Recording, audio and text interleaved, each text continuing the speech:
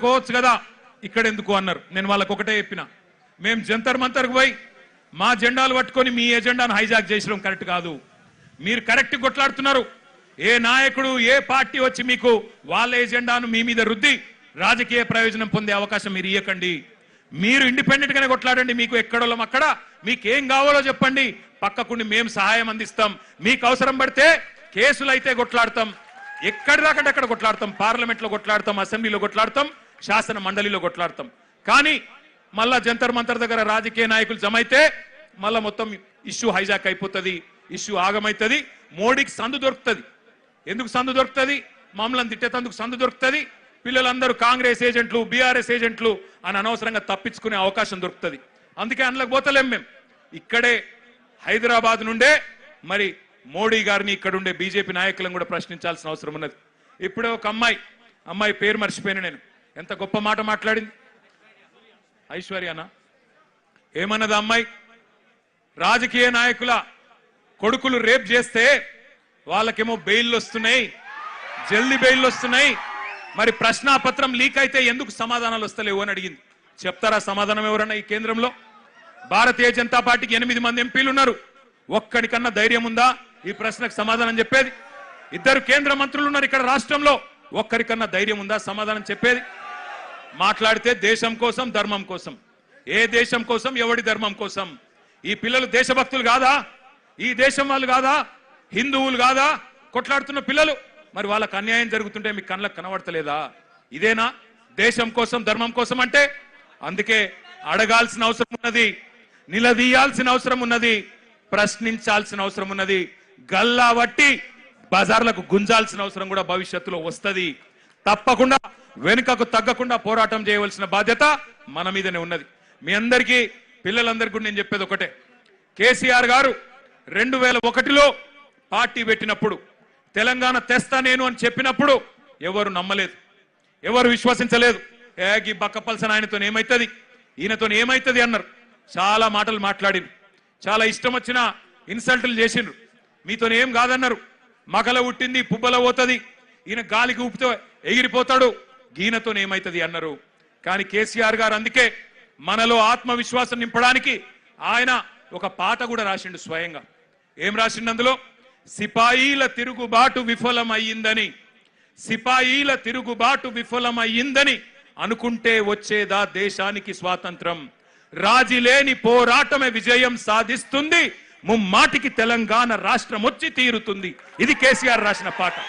14 ఏళ్లు సావుకు భయపడకుండా, కేసులకు భయపడకుండా ఎట్లా ప్రజాస్వామ్యబద్ధంగా పోరాటం చేయాలో ఎక్కడికో పోయి నేర్చుకోవాల్సిన అవసరం లేదు.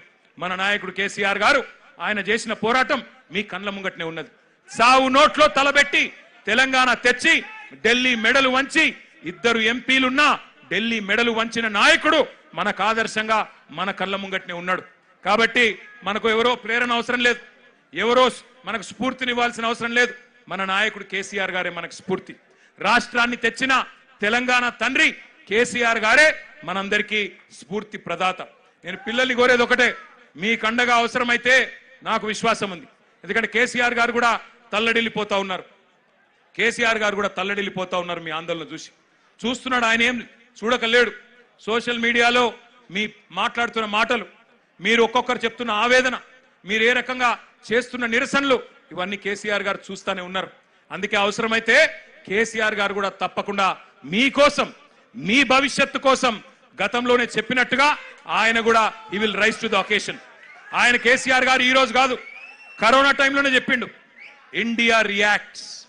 కేసీఆర్ చెప్పిన మాట ఇవాళ మీకు ఒక తీరుగా అనిపిస్తుండొచ్చు, కానీ India will react. India has that ability to react. పిల్లలు భారతదేశ భవిష్యత్ నిర్మాతలు, వాళ్ళే ఈ దేశాన్ని కాపాడుకుంటారు, వాళ్ళే ఈ దేశ ముఖ చిత్రాన్ని మారుస్తారు. తమ భవిష్యత్తు కోసం అవసరమైతే ఎంత దాకన్నా పోతారు. India has that ability to react, India has that ability to respond అనే మాట కేసీఆర్ గారు 6 ఏళ్ల కిందట చెప్పిండ్రు. సంవత్సరం కిందట నేను కూడా పోయినా ఒక బొంబాయిలో ఒక ఈవెంట్, ఒక మీడియా ఈవెంట్. అక్కడ మీడియా వాళ్ళు అడిగిరు నన్ను, నేపాల్లో జరుగుతుంది కదా, జెన్జీ ఉద్యమం జరుగుతుంది కదా, భవిష్యత్తులో భారతదేశంలో కూడా జరిగే అవకాశం ఉందా అని అడిగిన. నేను చెప్పిన ఎస్, భారతదేశంలో పిల్లల ఆకాంక్షలు నెరవేరకపోతే, వాళ్ళ ఇష్యూస్ అడ్రస్ చేయకపోతే, వాళ్ళ ఆవేదన అర్థం చేసుకోకపోతే, వాళ్ళకిచ్చిన హామీలు నెరవేరకపోతే ఇక్కడ కూడా తిరుగుబాటు వస్తుంది అని చెప్పిన. చెబితే అప్పుడు నవ్వినరు, వీనికేం తెలియదు అన్నారు. కానీ ఇలా చూస్తున్నారు కదా, సంవత్సరం తిరగకుండానే నాయకుడు లేడు, నాయకత్వం లేదు, రాజకీయ ఎజెండా లేదు. కానీ వేల సంఖ్యలో ఇవాళ కాక్రోచ్ల మాదిరిగా భారతదేశం అంతా కదిలి కాక్రోచ్ అని ఇన్సల్ట్ చేస్తే ఇలా అవే కాక్రోచ్లు ఢిల్లీ మీద దండయాత్ర చేస్తా ఉన్నాయి. వాళ్ళకి రాజకీయం లేదు. వాళ్ళు కోరుతున్నది ఒకటే, ప్రధానమంత్రి ప్రశ్నలకు సమాధానం చెప్పాలి. మొదలు ఏమన్నారు వాళ్ళు? ధర్మేంద్ర ప్రధాన్ రాజీనామా చేయాలి అన్నారు. ప్రధాన్ జీ ఇస్తిఫా దో అన్నారు. ఇవాళ ఏమంటున్నారు? ప్రధాని అప్నా మూఖోలో అంటున్నారు. ప్రధానమంత్రి నువ్వు నోరు తెరువు, నువ్వు మాట్లాడు, నువ్వు ఎందుకు చెప్పవని అడుగుతున్నారు. పిల్లలు సూటిగా అడుగుతున్నారు, ప్రధానమంత్రి గారు परीक्षा पे चर्चा करने वाले प्रधानमंत्री जी परीक्षा लीक पे क्यों नहीं चर्चा करते हो? परीक्षा लीक మీద ఎందుకు మాట్లాడవు? పరీక్ష మీద చర్చ అంటావు, పరీక్ష పై చర్చ అంటావు, పరీక్ష లీక్ల మీద ఎందుకు మాట్లాడవు అని ప్రశ్నిస్తా ఉన్నారు.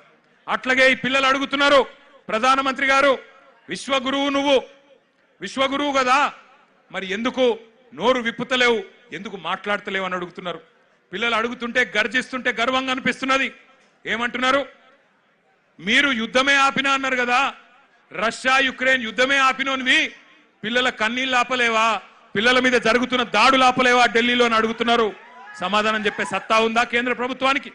సమాధానం చెప్పే ధైర్యం ఉందా ఈ నాయకత్వానికి నేను అడుగుతా ఉన్నా. ఇవాళ నోటికొచ్చినట్టు మాట్లాడడం కాదు, పిల్లల మీద బ్రాండేసి బదనాం చేయడం కాదు. ఒకడు అర్బన్ నక్సలైట్ అంటాడు, ఒకడు దేశద్రోహి అంటాడు, ఒకడు ఇంకేదో అంటాడు.